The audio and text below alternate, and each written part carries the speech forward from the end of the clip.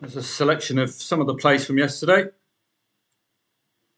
Napoli 2-0 down to Verona. So I thought they were worth taking on, just in case Napoli would turn up. Well, I think they got rid of, is it Osimhen, the key player? They went down 3-0. Appalling start to the season for champions 2 seasons ago. But keep your liability low. Similar story, Motherwell and Kilmarnock. Drip laid the late draw. Start at 1.25, work your way down because of the red card for Kilmarnock. But as ever, the draw is in play in these cup matches. So I got out with a marginal loss. Hope you played this. If you looked at the research, 0-0 at half time, EIF conceded something like 14 goals in the last half hour. I was waiting for the 60th minute. The goal came in the 56th. That's why you're not seeing a profit here. But I hope you took it on board. Laid that draw second half. Very comfortable HJK win. Brentford and Crystal Palace. I decided to load up on Crystal Palace here, given what their manager did at the back end of last season. Glasner got them scoring 2+ goals regularly and beating big teams. I know Michael Elise is not there. That may be a bit of a dampener. But that was a +1. As you can see, it's a risk-free punt on the draw and on Crystal Palace. Didn't come to fruition, but I don't lose. +1. You're always going to get a decent profit in the +1. I cashed out before the match ended, a draw. Crystal Palace were profiting. As you can see, back them at 2.28, lay off at 1.29. So that was a good call. That's the insurance premium. And another one here, we were favouring Notts County. So loaded up profit on them. Come out of it with a break even on that particular example. There were a few others which I didn't save, which was a pity, but let's walk our way through. Bologna, if you're looking on Telegram, I gave you a really good shout. 100 on the attacking pressure index. So let's see if we can discover that one. So on Telegram, I will provide you with screenshots where available and where it's urgent. So that's the kind of liability I'm looking for. So let's work backwards on that one. Bologna, look at this, 116 attacking pressure index. When it gets to 100+, it's a very good suggestion that there'll be a goal. And as soon as I pass this on to you, it became 1-0 to Bologna. So really good use of the in-play stats there. And as you can see there with Maccabi Tel Aviv brewing up nicely, that ended 1-0 with the late goal to Maccabi Tel Aviv. I did put forward Hapoel Beersheva to you as well, but we were tad unlucky. It went from 0-0 to 1-1. While I was telling you to cash out, Ironi Tiberius made it 1-2. Thankfully, the beer came back and made it 2-2. So we got out of jail there, and it would have been hugely unlucky had we made a loss on that one. But I did emphasise to you to get out at 2-2. And guess what? It finished 2-3 to Tiberius. So that's the Hapoel Beersheva +1. 2.08, relatively big odds. I did warn you it was a potential problem, but we got the reward with that 2-2. And I did emphasise to cash out. NAC Breda and Ajax, this is what I like. I laid the draw second half. I think I passed on to you, and I decided to use the draw profits to oppose NAC Breda's 2-1 lead late on. Look for 30 quid on the draw, 643 if Ajax pull it off. And Ajax have done it in the past. So again, a risk-free punt, well worth having a go. This was an alternative view. You go into the correct score market, and the only reason I was so hot on Ajax was the head-to-heads back in 2019. They were scoring 3, 4, 5 goals against this lot. Newly promoted, don't forget. So that was a small loss. That's the Motherwell Kilmarnock drip lay. That's a nice profit on Crystal Palace +1. Once they made it 1-1, so you can see 50 quid if you stay in. But thankfully, you wouldn't have stayed in. Because if you did stay in, you'd have made a loss. You saw my green screen earlier on, 30-odd pound there. Again, the winners market. This was at the 1-1. So this was a configuration £25 green screen. Take that, or try to look for a Crystal Palace winner. But don't forget, it's a London derby, and these London derbies can be very tough to call. 25 green screen, click the button, and it will spread the profit. Or be creative, take a loss, or take a break even on the draw and Brentford. Negate that Brentford liability of 40 quid, put that back in your bank, and load up profit on Palace. Didn't come to pass, but I didn't have to do anything. Just sat there and waited to see. A lay of Sunderland at 3-0 up. Well worth doing. Why? Because the day before, Sheffield United were 2-0 up at half-time. That ended 2-2. Sunderland might have taken their eye off the ball second half, but no, it wasn't a mistake. They made it 4-0 very quickly. But with low liability and big upside, well worth a punt. This was the AC Milan against Torino. I think this was the day before. Thankfully, that came to 2-2, which was brilliant. So some of the calls yesterday, much better Sunday. If you looked at last Sunday, it was a frustrating Sunday. We didn't have any of these big names. We know them. We know the players up front, and we know they're reliable. All the way through, Lazio, Benfica, Besiktas, etc., all doing the business. Really good stuff. So thoroughly impressed with that yesterday. On to today, and it's a day off for me. So I've given you a lot of time over the weekend. And a very good live stream. We thought the streaming software was superb. So delighted with that. Leicester and Tottenham. Tottenham had a very strong over 2.5 goal pattern last season. Leicester City newly promoted, so question marks about whether they'll cope, having spent a season playing lesser lights in the Championship. Serie A, Atalanta were in the Europa League final, lost 2-0 to Real Madrid in the Super Cup, whatever it's called.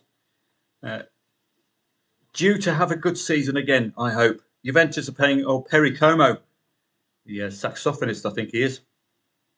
The old lady, 1.33 at home. But you saw Mallorca Real Madrid yesterday. You can't discount an upset or a shock result when a newly promoted side comes to a big boy. And Juventus are another one of those sides. You might want to just look at the team news in case they've got rid of some of their stars. So we go to Monday. We look for Juventus. Just have a look at the transfers. It's important at this stage of the season to make sure you know who's in and who's out. Because if you get a significant absentee like Cristiano Ronaldo used to be at Juventus, that will make a huge difference negatively if he's sold. So in comes Cabal Thuram from Nice, Douglas Luiz from Aston Villa, that's one of the standouts, and Thiago Diallo from Lille. We've also got Alcaraz, the tennis player from Southampton. Could be better signing Matt Latisse, the midfield general. And out goes Hewson, Soule, Moise Kean to Fiorentina, and Cal Jorge. So they've lost a striker or two. But we'll see what kind of a mood the old lady are in later on. 7:45, expected to win. I'm expecting what I saw Lazio against Venezia, where Venezia scored first, newly promoted Venezia score first, and Lazio quickly respond. I would be expecting that scenario if Como score first today. Eredivisie, we're expecting goals. Romanian One League, take a bit of a back seat. Atletico Madrid made some very significant signings. Let's look at those. I think they've got Julian Alvarez, so they're splashing the old cash. Atletico trying to break that Barcelona Real Madrid hold. And now Girona as well, the Manchester City offshoot club. So let's have a look at Atletico Madrid's team. And I think this is an important habit for you to have at the start of the season, particularly with potential top four teams. So again, we head into the transfers. And you're going to see the name of Julian Alvarez there from Manchester City. 75 million euro. Wow. That's probably what the Atletico Madrid manager earns in a week. Robin Lenormand from Real Sociedad. 34 million. Don't know much about him. Sorloth from Villarreal, 32 million. So they've really been splashing the cash. Vermeeren from Antwerp. Don't know much about him either. But that is the absolute standout. Julian Alvarez from Manchester City. Is that going to be the difference this season? Alvaro Morata has gone to Milan, and boy, did he turn up for Milan against Torino. So have they got someone to replace him? To replace Morata? That is the question. We'll be finding that out later on. You'll see how the squad is broken into defence, midfield and attack here. Go to current and we'll see whether we've got, we've got a decent set of strikers. Griezmann is still quality despite being as old as Joe Biden. Correa, João Felix, a bit hit and miss, João Felix, but I hope he does something at Atletico Madrid. Julian Alvarez is superb. Sorloth as well. So they've really bought in the striking department, haven't they, this particular season. Simeone's son, I would suggest, nothing to do with purely down to talent and not the fact that your old man is the coach. Yes, I wonder. Nepotism, anybody?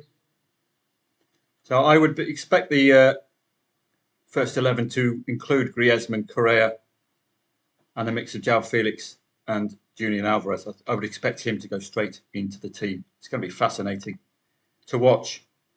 Tough encounter against the Yellow Submarine, but is Alvarez going to be the difference? Turkish Super League, newly promoted Ayopspor, managed by Nora Bati, Compo and Clegg, the Turkish Yorkshireman. Alan Titchmarsh is the assistant manager. Parky goes to watch them every day, and Jeffrey Boycott, with his Tetley tea bags, comes to watch Ayopspor against Bodrumspor in an opening match of Tut season. Fun, twatting-tastic. So watch out for Ayopspor, the Turkish Yorkshireman today. Whippets, ferrets. It's going to be remarkable stuff. Hovis bread, Tetley tea bags. The Turkish Yorkshiremen are back in the big time. Elsewhere today, let's have a quick look through. Danish Super League, Vejle. AGF Aarhus, I think, are newly promoted. I'm not too sure, but 1.57 favourite today against Vejle at 6 o'clock. Premier League 2, prepare yourself for over 2.5 goals. And that's something I'll be working on throughout the week, seeing if we can come up with a model for over 2.5 goals. Martigues, newly promoted to French League 2, playing Lorient, who could be newly relegated. It's a very familiar name, Lorient. Let's just have a look. National League. So they could be vulnerable this season, French League 2, and they're playing a newly relegated side from the top flight in Lorient. So this is going to be another one of those clashes. We tend to see them in the opening days of the season, don't we? I don't know if it's a deliberate act. Get a newly relegated against a newly promoted. You'd expect the newly relegated to dominate, wouldn't you? Having played in French League 1. Well, Martigues were playing in the National League. So watch out for that. I think that could be one to target. French League 2. GBF Pokal, well, what more can I say? This competition has been a trader's delight since Friday. Every single big gun that's gone behind, come back quickly, and often gone on to win. So watch out for Werder Bremen today. Wolfsburg will test my theory of 5-0, 7-0, 9-0, or 4-0, 6-0, 8-0. So we're going to be looking at that one with interest. The Wolf later on. Very, very good trading competition. So I would recommend you have a look at that later on. Greek Super League, well, none of the big boys are out today. They're all out at the weekend. Competition well worth following, that's for sure. Norwegian Obos-ligaen, well, it's got to be in place stats now, from now on. It is a dodgepot league. Moving on down, Polish Ekstraklasa, Piesklawice, familiar name. Arka Gdynia, side I like to follow in the first division, so I'll be looking at them potentially later on if I'm not tucked up in bed, because this adds 6 hours to that, and that's my time zone. Turkish 1 League, that's the second tier. So it's an interesting day today. We've got some elites playing on a Monday, which is fantastic. Really like to see that. And kind of sides that you can read. Atalanta, Juve against Como. Question mark about Como. Are they going to be a frustrator?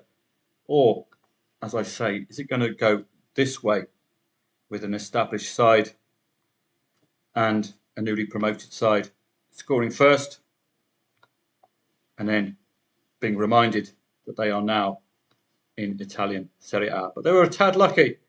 A penalty and an own goal. Again, when it's not your day, it's just not your day. I suggest the Venezia manager would not have been buying any lottery tickets yesterday. So a good day today. It's probably my day off. And just a reminder to you about the tennis. We're getting nearer and nearer to the next Grand Slam. So you're going to be seeing the elite tennis players out on this hard court in Canada and in the US in preparation for the final Grand Slam of the summer. You're going to see some real big guns. Liam Broady, familiar name. Lucas Pouille. And this is the US Open qualifiers. So could be a tradable set of fixtures. So we're very, very close to the start. Richard Gasquet needs to go through qualifying. Kukushkin as well. Liam Broady, Benoit Paire. So some players who really need to start winning in order to have a shout at this tournament. US Open qualifiers for the ladies as well. Don't recognise a lot of these names, so it's going to be very difficult. Heather Watson, of course, 1.4 Guernsey's finest. Mona Bartel. So it does suggest, of course, that the US Open is probably next week or at the end of this week. Got Winston-Salem, got some familiar names there.